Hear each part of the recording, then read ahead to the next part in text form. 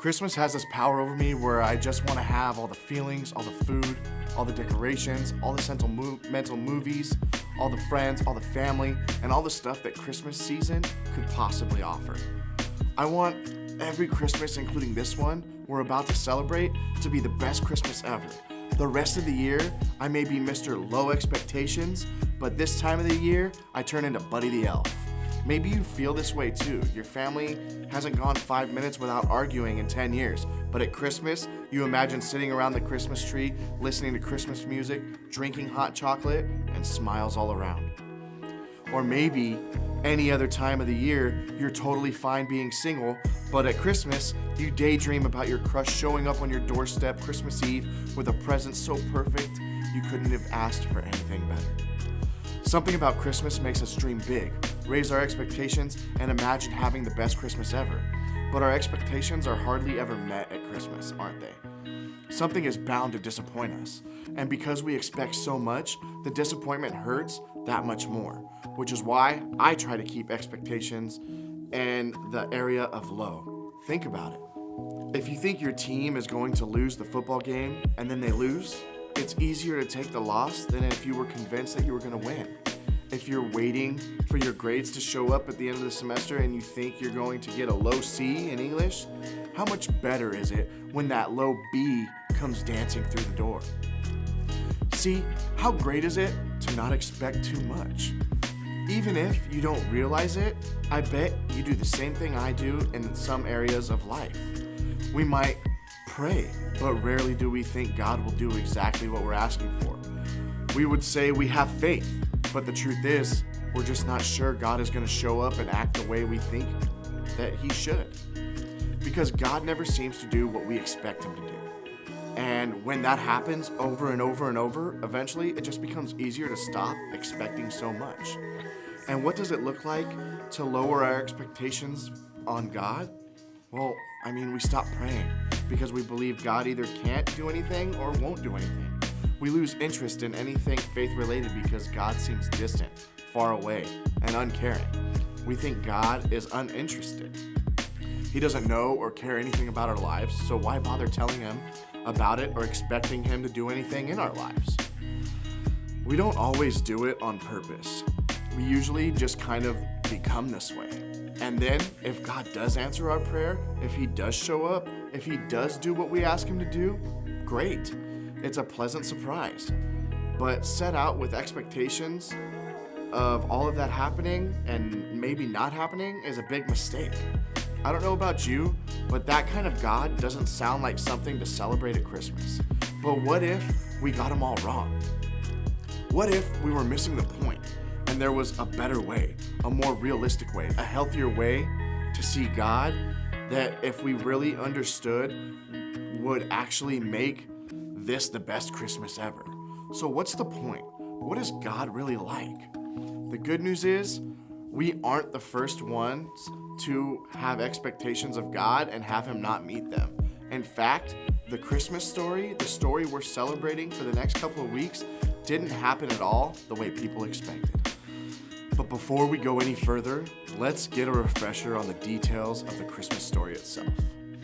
Mary, the mother of Jesus, was young, pregnant, Jewish teenager, and not yet married.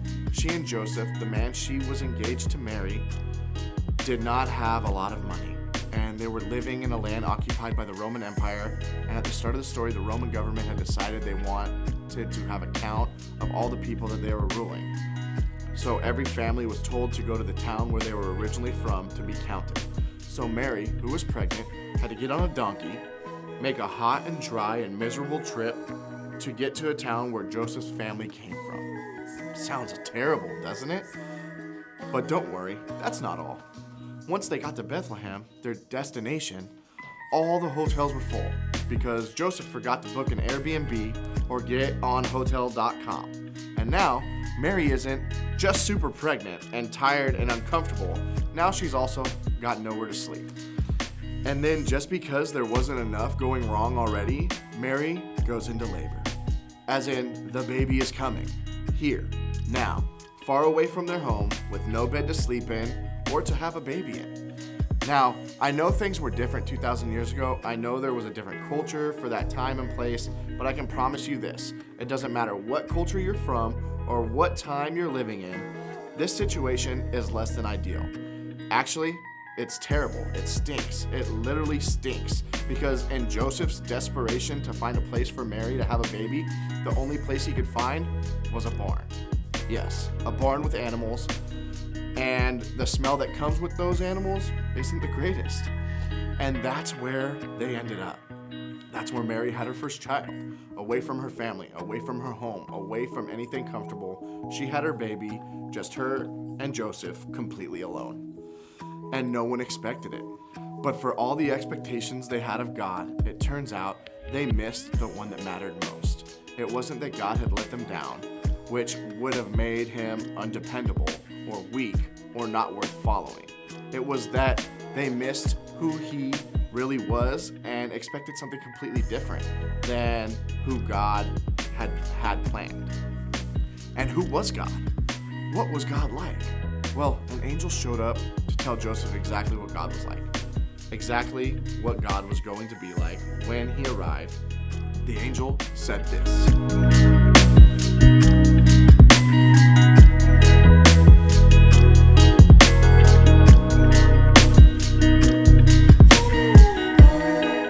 They expected a warrior, ruler, punisher of enemies, king, someone who would take charge.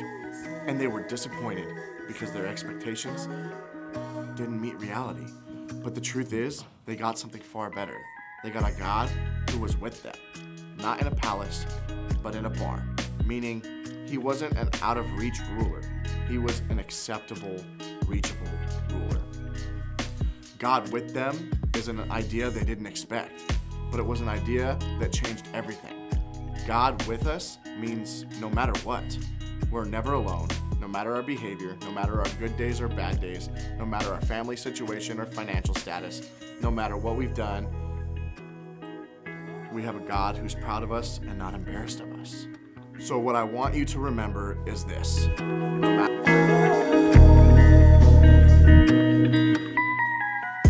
Yesterday, today, and tomorrow, it started with Christmas. But it continues to be true because of Jesus' death on the cross, his resurrection, and his leaving the Holy Spirit to be with us forever. In other words, the Spirit of God lives in us as a reminder that we are never alone. When you think God with us, it means no matter your reality, God is with you. Your family may seem super dysfunctional, but God is still with you. Your dating life isn't what you may want it to be, but God is with you. You're failing geometry, God is with you. You didn't get the part in the play that you wanted, but God is with you. You're scared about what's gonna happen if your parents divorce, but God is with you.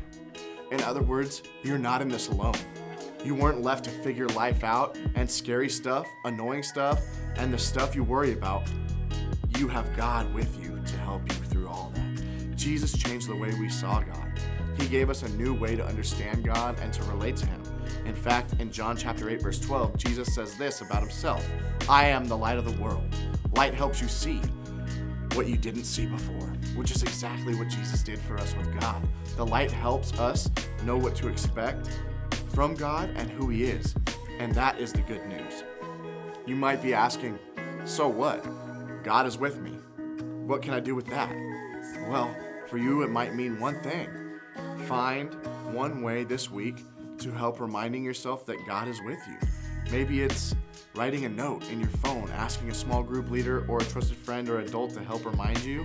Or maybe you've known God is with you and try reminding someone else this week that he's with them. Here's the thing. When you know God is with you and you know he's promised to never leave, it's far more difficult to be disappointed in God, because that is a promise he will never break. Christmas is the best time to take a second look at the way we see God, ourselves, and the people around us, and to let Jesus shine as the light in our lives. That the God of the universe came down to earth to show you that he loves you, to show you that he cares about you, and to show you that he is with you.